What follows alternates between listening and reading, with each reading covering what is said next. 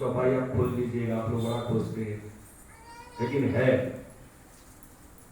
आपको कहीं भी जाने की जरूरत नहीं, कहीं भटकने की जरूरत नहीं।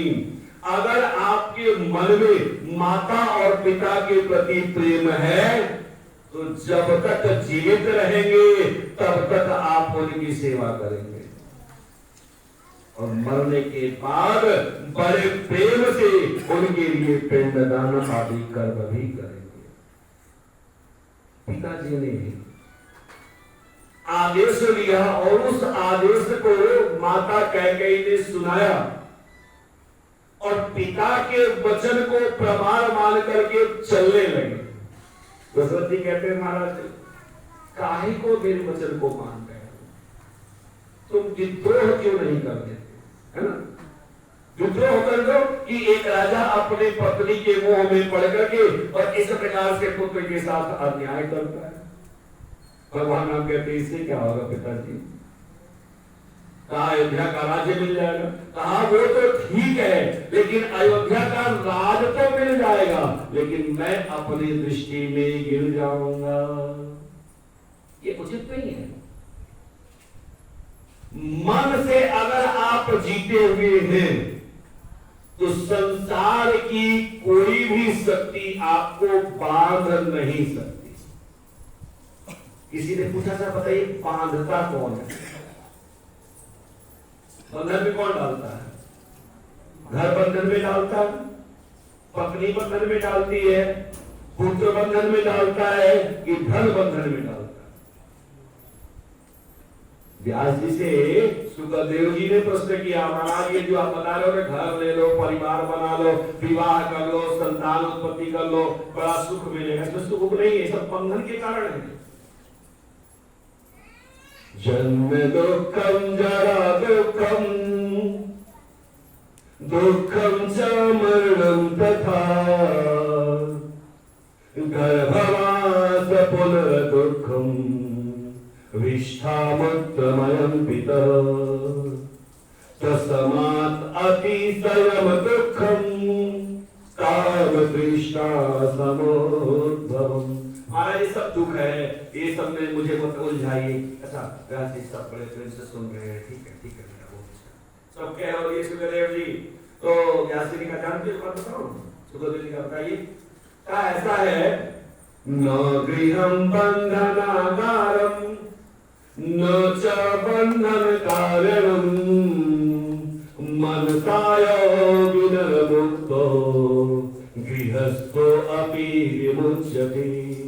मेरे बच्चे घर और किसी को नहीं बांधता। अगर आप कह दोगे घर बांधता है, परिवार बांधता है, इसका मतलब सब बुरे हो गए? सब अच्छे, घर भी अच्छा है, पत्नी भी अच्छी है, माता अच्छी है, पिता अच्छे हैं, बच्चे अच्छे हैं, मोह माया धन भी अच्छा है। इसका कारण जानते क्या है? अगर ये माया नहीं होता तो संसार की रचना भी नहीं होती। क्या रखिएगा, माया का होना बड़ा जरूरी है, लेकिन जब आप मन से अपने आप को मुक्त कर लेते हो, आपने कह दिया ये घर मेरा है, तब तो अगर कोई आपको कुछ बोलेगा तो दुख होगा ही मन। अगर आपने कह दिया ये शरीर मेरा है तो शरीर से जो कष्ट होगा वो आपका है।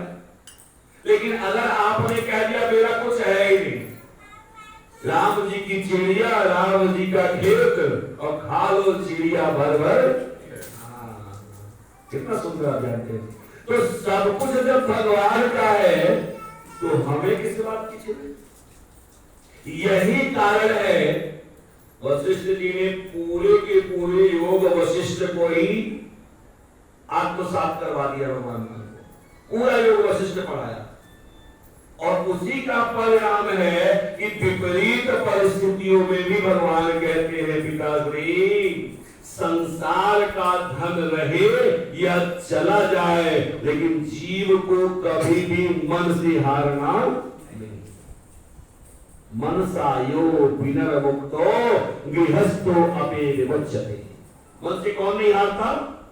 अगर आप पिताजी की सेवा कर रहे हो, माता जी की सेवा कर रहे हो, तो ही आप पितृ पक्ष में तर्पण कर पाओगे। अगर जीते जी पिताजी की सेवा नहीं की, माताजी की सेवा नहीं की, तो चाहे भले जबरदस्ती लोगों को देखा देखी शुरू कर दीजिए, लेकिन सच्चे मन से नहीं कर पाए। जैसे कोई आपको समझाएगा, अरे ब्राह्मण को भोजन करवाना चाहिए, अरे जाने दो, खाली सब खाने पीने के रखड़े लगा के रखे।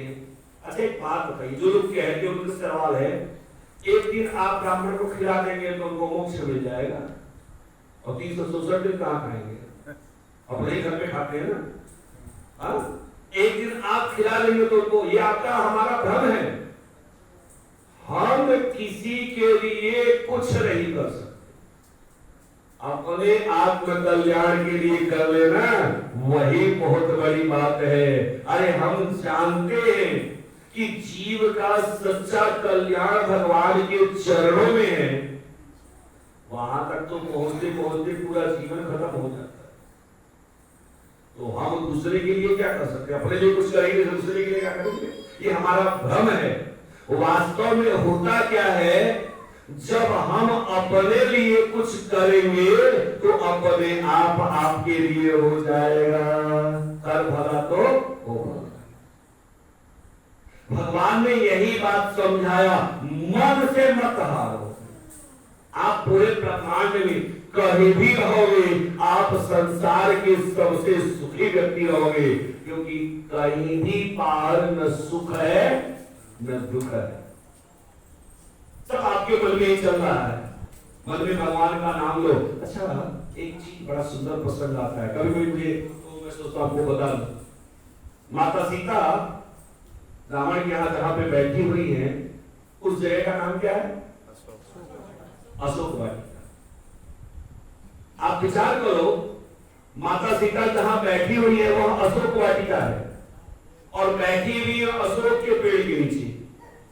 सुनो विनय मम विटप अशोका, सत्य नाम करो हरो मम शोका। हे अशोक, अपने नाम को सत्य करो, मेरे शोक का हरण करो। मैं तो कहता हूं माता जी आपके पास शोक है कहां? हम बच्चे हैं, हमको भूली आ रही है। तो पूछा क्यों? कहा बताइए, जिस माता के एक क्षण के लिए भी मन से भगवान का ध्यान नहीं हटाओ, क्या वो कभी शोक में हो सकती है? इसीलिए उसका नाम अशोक है। अपने नाम को सार्थक कर रहा है वो पे। माता जी जहां बैठी है तो आंख पे भी भगवान नाम, जीवा पे भी भगवान नाम, हृदय में भी भगवान नाम, चारों तरफ जब भगवान ही है तो माता जी को शोक कैसे होगा? वो माता जी की लीला है, वो हम लोगों को भूलिया नहीं, देखो भूलते हो इसी में। लेकिन जिस बच्चे ने पकड़ लिया माँ के चरण, नहीं भैया हम समझ गए, आपके पास शोक दूर दूर तक नहीं जा सकता, आप तो अशोक हो। क्यों? इसलिए अशोक हो क्योंकि आपके मन में हमेशा भगवान का नाम है।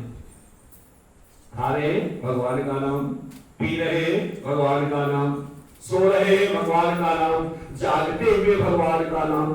तो जब इस प्रकार से जिसके जीवन में भगवान का नाम होगा, वह हमेशा प्रत्येक परिस्थिति में अपने माता का भी सम्मान करेगा, पिता का भी सम्मान करेगा, और अपने पितरों का भी सम्मान करेगा।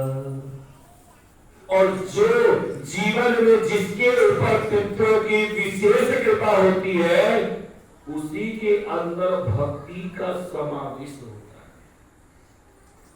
अगर पितृ आपसे प्रसन्न नहीं है ना, तो चाहे आप जितनी भक्ति कर लीजिए, भक्ति का भाव आपको नहीं मिलेगा, बहुत दूर है वो सारी चीजें।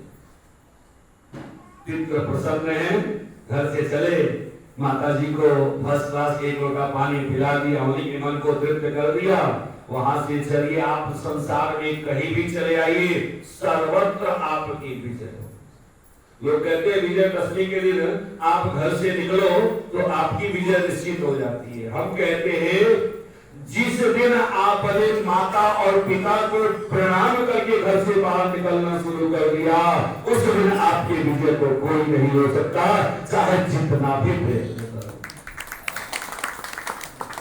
हम ये काम नहीं करते, हमें लगता है बाकी काम ठीक है, आपका नाम भगवान की ही कृपा है कि आज आप यहाँ पे बैठे, भगवान की कृपा है कि हम आपको कुछ बोल के सुना रहे हैं, बिना उनकी कृपा के कुछ भी होता नहीं है। लेकिन इसके साथ साथ पितृ पक्ष में अगर भगवान की कृपा आपको विशेष प्राप्त करनी हो तो सबसे पहला काम तर्पण करना शुरू कर दीजिए, क्योंकि ये इतना पुनीत प्रदेश है, इतना पुनीत देश है ना, इतना सुंदर देश है भारत।